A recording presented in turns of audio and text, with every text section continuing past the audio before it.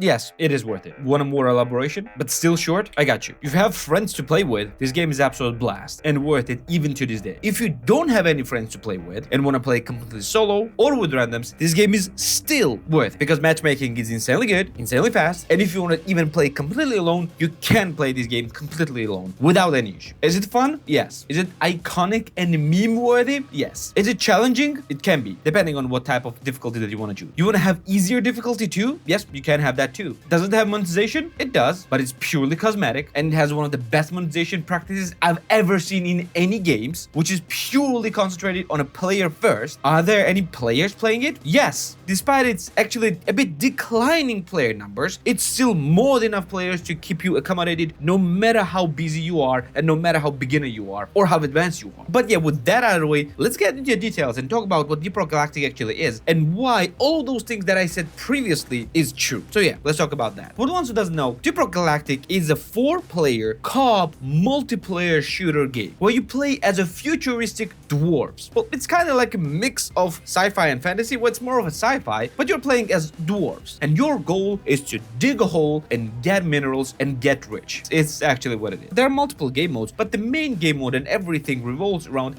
getting into the hole or getting into the cave, which is procedurally generated and will be different every single time you play the game. Find the specific minerals that you need, mine it, fight the monsters that are usually protecting those minerals or just roaming around the caves or just simply living there, and get the hell out of there with all the riches that you found before you're gonna get overwhelmed. That's the main and the simplest gist of the game. But there is of course much more to that. What is really beautiful about this game, what I really like, is that the procedural generation done to the perfection. Because everything you see in the game, absolutely everything, is destructible, including the caves and the ground and the ceiling and everything. The procedural generation is absolutely beautiful in this game. And it's not that it's absolutely random and everything can become a mishmash of stuff. It's actually a really guided procedural generation. The game actually features 100 different rooms that can be set up in multiple different ways and 10 different biomes. So you have thousands of different variations per single room, and then all those rooms are connected in a bunch of different ways. And what you do have is a 3D map of the game. When you uncover different rooms, everything will be put in this 3D map, and you will actually find out that you can actually have multiple shortcuts, different rooms that you can actually build yourself or dig through yourself. But how it plays, okay, the procedural generation is understandable, everything indestructible is understandable, but how it plays, how you move into these caves and how you play, how you defeat enemies, how you collect resources, etc, etc. Well, game actually features 9 different game modes, but the main one, during the main gameplay mode, you just collect those resources and use the mule to, well, collect all those resources to carry with you. The mule is just a robot that follows you all around, and you and all the other players. It's basically your shopping cart. You have a limited amount of resources that you can carry yourself, but you need mule to just collect all those resources for the mission parameter. You start the game by choosing one of 4 different classes. It's a gunner, that is, well, usually your warrior that has multiple different guns and defeating different enemies. It's your scout, which is basically made to move around using grappling hooks, etc, etc, just to create paths for other, well, dwarves to follow around. There's engineer, which is, well, creating a bunch of different turrets, and its main goal is to fix and build different stuff. And there's a driller. The driller's main goal is to just drill.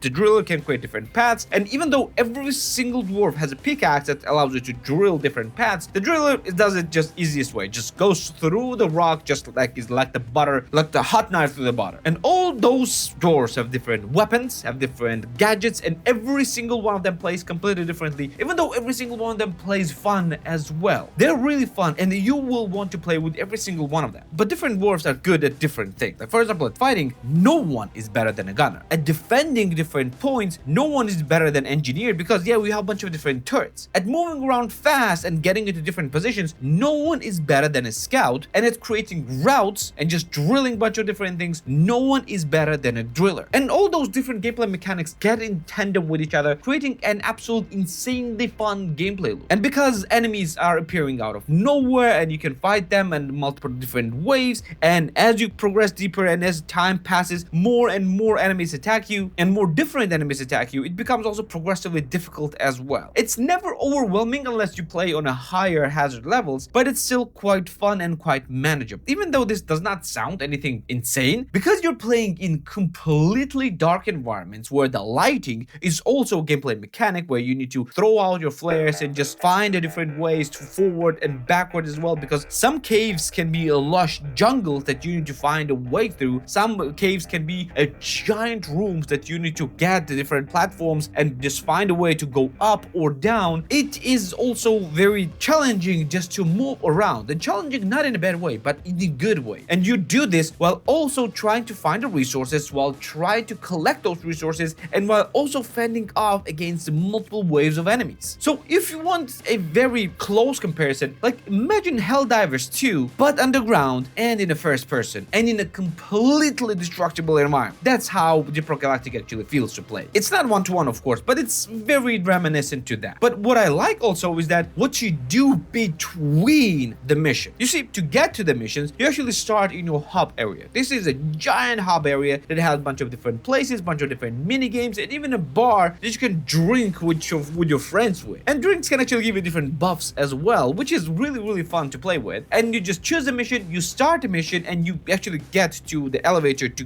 get to the spot where you want to play, where basically it takes you to the mission under deep underground. And that's where there's 2 different missions. There are multiple different missions, and this can be like starting with the regular thing that I talked before to going into building different pipelines and protecting different places and sabotaging other people's industries. And it's incredible how many different mission varieties that you can get. And I didn't even go into deep dives, which gets you into the core of the planet, to much more difficult missions. And missions can also be multi-stage with multiple different biomes. And yeah, there are a lot of things to do to keep you busy, both alone and with friends. Now, speaking with friends, the reason why I said that it's actually really good to play alone as well with randoms, because of how beautiful the community of the players are. I usually don't like any community of the players. By that I mean the random. But here, the randoms are usually very helpful, because you have a bunch of different cues that you can actually send to other players without actually needing to communicate verbally. And because how fun all sounds and how memey it sounds, it's very fun to play with other players, and other players are actually trying to help you, whether you are a veteran or a newbie. And this is the part that I absolutely love about Deep Rock Galactic. You feel home right away, and there is actually very rare to have any randoms that will just abandon you and just not come for you. Usually the groups are moving at the pace of the slowest player, and I absolutely love this thing about this game. Players are absolutely beautiful to play with, and even if you play completely solo, you actually have some robots that will follow you around and help you a little bit. And so on lower difficulties, and even on some of the medium to higher difficulties, it's actually quite manageable to play completely alone. Now, what is more important about the games like that are multiplayer is overall progression. Now, what type of progression do you have in this game? Every single class actually have their own paths that you can progress towards and get resources to buy new weapons, new gadgets, and it's absolutely beautiful to play with, because yeah, you have a completely different progression paths for every single class. But this type of games usually feature monetization, and this is the parts that people usually hate, and rightfully so. So how it's done here? Well, this is an exemplary case of how the monetization for the multiplayer shooter games should be done. You know why? Well, because this game actually features completely 100% cosmetic monetization. There's not a single thing that can be deemed as a pay to win. Everything is cosmetic. That's the first. Second, game features Battle Pass. But you know what's fun? The Battle Pass is completely 100% free, and every Battle Pass is available at all times. It doesn't matter what season you're playing it with, you can have access to every single battle. How amazing is that? Nothing can be purchased with money except for the cosmetic. Nothing. Everything in this game is absolutely free, and all you do is just to pay for the